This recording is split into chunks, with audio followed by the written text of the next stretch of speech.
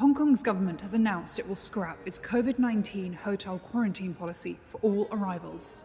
More than 2.5 years after it first came into effect, the controversial system will end on Monday.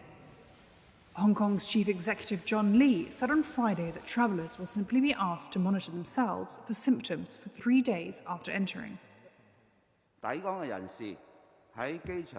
For the Hong Kong arrivals at the airport, there will be a PCR test. There's no need to wait for the result before they can either return home or go to a hotel of their choice to wait for the PCR result. This is a test and go arrangement, while the test and hold arrangement no longer applies. And when leaving the airport, they can choose to take any kind of transport, including public transport.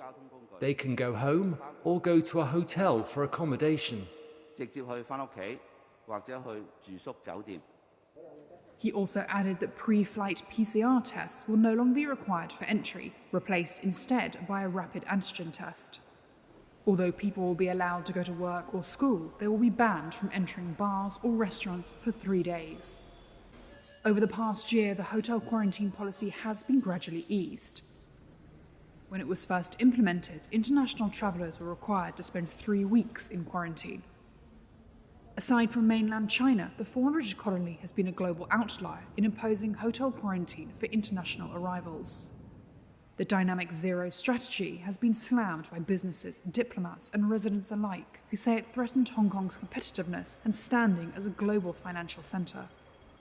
The rules have weighed heavily on the economy and helped fuel an exodus of both expats and local families, kick-started by Beijing's efforts to exert control and limit freedoms.